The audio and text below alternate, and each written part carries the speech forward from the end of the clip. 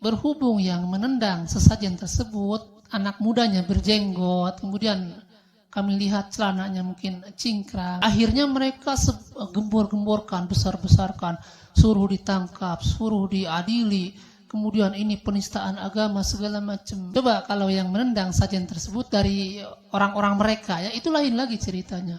Seorang pemuda yang gagah perkasa telah memberantas kemunkaran dengan menendang sesajen, maka like dan komen status ini. Kemudian mereka viralkan, ini adalah pemuda yang sangat pemberani memberantas kemunkaran. Allahu Akbar. Itu akan begitu ceritanya ya. Jadi yang menyebutkan di dalam kitab Fathul Mu'in atau di dalam I'anatul Talibin, sesajen itu tidak haram jika untuk mendekatkan diri kepada Allah itu dusta. Ini kitab Fathul Mu'in, ini kitab I'anatul Talibin. Di dalam kitab I'anatul Talibin di halaman Assalamualaikum warahmatullahi wabarakatuh. Saya Ardi dari Jember, Jawa Timur. Ustadz mau menanyakan terkait dalam beberapa hari yang lalu sempat viral bahwasanya ada seorang pemuda yang menendang sesajen di lereng Semeru.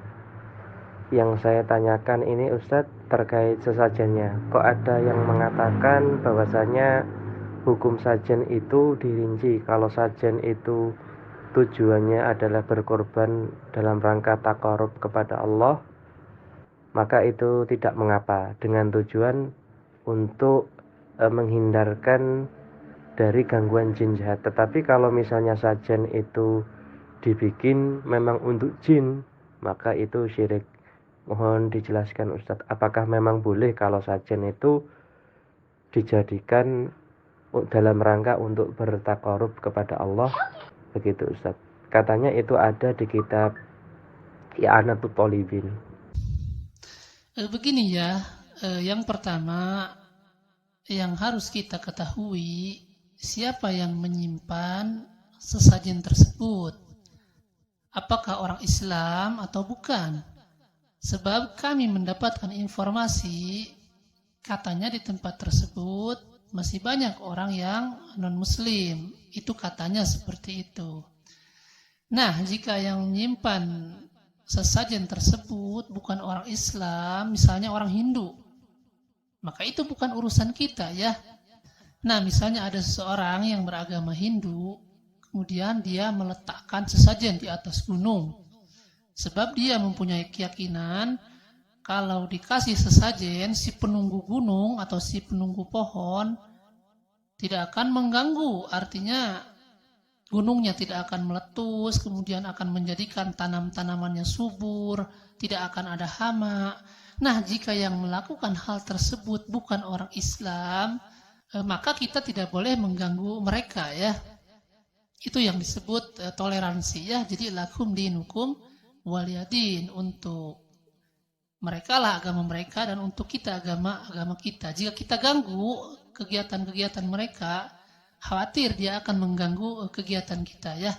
Nah, tetapi jika yang melakukan hal tersebut adalah orang Islam, maka ini lain lagi ceritanya.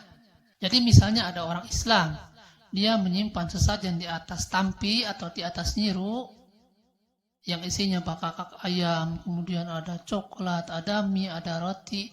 Dia simpan di atas gunung dan di dalam hatinya dia mempunyai keyakinan kalau dia memberikan sesajen kepada penunggu gunung tersebut, maka gunungnya tidak akan meletus, kemudian tanam-tanamannya menjadi subur, tidak akan ada hama, kemudian dia kasih sesajen tersebut kepada Dewi Sri atau siapa saja. Nah, ini adalah kesyirikan, maka kita wajib mencegah, wajib mengingkari hal tersebut ya. Nah, jadi itu yang pertama, ketika yang menyimpan sesajen tersebut bukan orang Islam, maka itu bukan urusan kita. Tapi jika yang menyimpan sesajen tersebut adalah orang Islam, maka kita wajib mengingkari dan wajib melarang perbuatan tersebut ya. Kemudian yang kedua, tadi ditanyakan, apakah benar hukum sesajen itu ada rinciannya? Kalau sesajen untuk mendekatkan diri kepada Allah, maka itu tidak haram katanya. Tetapi jika sesajen itu meminta kepada jin untuk syaitan, maka menjadi haram. Nah, itu katanya ada di dalam kitab I'anatul Talibin ya. Nah, perlu saudara ketahui bahwa pernyataan tersebut sama sekali tidak benar ya. Di dalam kitab I'anatul Talibin atau di dalam kitab Fathul Mu'in itu tidak menjelaskan sesajen, tetapi menjelaskan binatang sembelihan. Jadi yang menyebutkan di dalam kitab Fathul Mu'in atau di dalam I'anatul Talibin, sesajen itu tidak haram jika untuk mendekatkan diri kepada Allah itu dusta. Ini kitab Fathul Mu'in, ini kitab I'anatul Talibin. Di dalam kitab I'anatul Talibin di halaman 349. Kemudian di dalam Fathul Mu'in di halaman 64. Itu tidak sedang menjelaskan sesajen, tetapi ini sedang menjelaskan sembelihan binatang ya. Dengarkan kami bacakan. Man dzabahata qurban lillahi ta'ala, barang siapa yang menyembelih binatang sebagai bentuk ibadah kepada Allah Subhanahu wa taala, lidab isyaril jinni anhu lam yahrum, untuk menolak gangguan jin maka tidak haram dimakan. Tidak haram dimakan.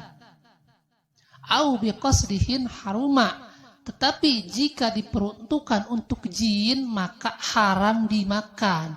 Begitu cara menerjemahkannya sesuai yang disebutkan oleh Dr. Andes Kiai Haji Ali As'ad ya, yang menerjemahkan kitab Fathul Mu'in. Mereka gembor-gemborkan di dalam kitab I'anatul Talibin, di dalam Fathul Mu'in, jika sesajen untuk mendekatkan diri kepada Allah maka tidak haram. Itu dusta. Di dalam I'anatul Talibin atau Fathul Mu'in tidak sedang menjelaskan sesajen, tidak, tetapi sedang menjelaskan hukum menyembelih binatang. Nah, kami kasih contoh. Kami potong ayam, kemudian kami ajak anak-anak santri di sini untuk makan bareng, makan rame-rame dengan tujuan saya memotong ayam ini untuk mendekatkan diri kepada Allah, untuk bersedekah kepada mereka. Semoga dengan bersedekah tersebut kalau ada jin di rumah saya, semoga menjadi hilang gangguannya. Apakah makanan yang saya potong, yang saya kasih kepada anak santri, makanan sesajen? Bukanlah. Jadi sekali lagi kami katakan di dalam I'anatul Talibin atau Fathul Mu'in bukan sedang menjelaskan masalah sesajen, tetapi hukum menyembelih binatang. Justru yang ada pembahasan ini di dalam kitab Bulghatul Tullab. Di sana dijelaskan jika seseorang menyimpan makanan di tempat yang dicurigai ada jin misalnya atau ada syaitan, maka itu dilarang. Kalau itu iya sedang membahas hukum sesajen ya. Itu juga disebutkan tidak boleh menyimpan makanan di tempat-tempat yang dicurigai di sana ada jin atau ada syaitan, seperti di sawah, di gunung, di hutan, itu tidak boleh ya. Adapun di sini tidak sedang membahas masalah sesajen, tidak ya. Jadi sebenarnya begini, berhubung yang menendang sesajen tersebut anak mudanya berjenggot, kemudian kami lihat celananya mungkin cingkrang, jadi dia pikir yang menendang sajen tersebut adalah orang-orang yang bermanhaj salaf atau yang mereka tuduh salafi. Akhirnya mereka gembor-gemborkan, besar-besarkan, suruh ditangkap, suruh diadili, kemudian ini penistaan agama segala macam. Jadi aneh sekali kalau orang non-muslim yang merasa terganggu dengan perkara tersebut, ya wajar. Jadi di balik masalah tersebut sebenarnya ada kebencian, ada kedengkian kepada orang-orang yang bermanhaj salaf ya. Coba kalau yang menendang sajen tersebut dari orang-orang mereka ya, itu lain lagi ceritanya. Seorang pemuda yang gagah perkasa telah memberantas kemunkaran dengan menendang sesajen. Maka like dan komen status ini. Kemudian mereka viralkan. Ini adalah pemuda yang sangat berani memberantas kemunkaran. Allahu Akbar. Itu akan begitu ceritanya ya. Jadi harus bisa membedakan. Sesajen itu sesuatu yang disimpan di gunung, di hutan, kemudian di sawah, dipersembahkan untuk yang menguasai daerah tersebut, syaitannya, ada demitnya atau segala macam, itu sesajen. Tapi kalau kita potong ayam, potong kambing, disimpan di rumah, itu bukan sesajen. Jadi mereka menggiring opini di dalam Fathul Mu'in, di dalam I'anul Talibin, ini sedang membahas sesajen. Tidak ya, ini sedang membahas sembelihan. Bahkan seorang tokoh yang bernama Kiai Haji Muhammad Anwar, beliau seorang tokoh NU, tokoh yang membolehkan mengenai hajat bumi yang isinya semacam keranda, kemudian diisi oleh buah-buahan membentuk piramida seperti ini, kemudian diarak keliling kampung, dibagikan kepada warga-warga sekitar.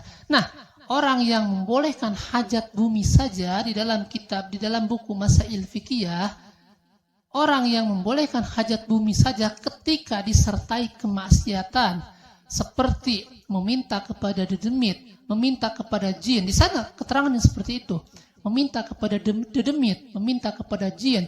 Kemudian disertai dengan membuat sesajen yang disimpan di pinggir kampung. Perhatikan kalimatnya. Yang disimpan di pinggir kampung itu hukumnya bid'ah dhalalah, bid'ah yang sesat. Ya. Itu seorang tokoh yang membolehkan hajat bumi mengatakan demikian. Jika dibarengi dengan adanya sesajen disimpan di pinggir kampung, padahal ini sekedar di pinggir kampung, bukan di hutan, bukan di gunung, bukan di tengah sawah, bukan. Tapi beliau katakan apa? Itu adalah bid'ah yang sesat, bid'ah dhalalah. Itu seorang tokoh NU yang menyebutkan ya. Nah, kalau menyimpan makanan di pinggir kampung saja sudah dianggap bid'ah yang sesat, bagaimana dengan menyimpan makanan di atas gunung, di hutan, di tebing, di lereng, di tempat-tempat yang jauh dari warga, ya itu namanya sesajen ya. Jadi jangan di frame, digiring opini bahwa ini makanan ini untuk mendekatkan diri kepada Allah, untuk bersedekah. Ya bersedekah kepada siapa? Disimpan di atas gunung. Kalau mau bersedekah ya di rumah disimpannya, di rumah dibagikan kepada tetangga, kepada warga masyarakat ya.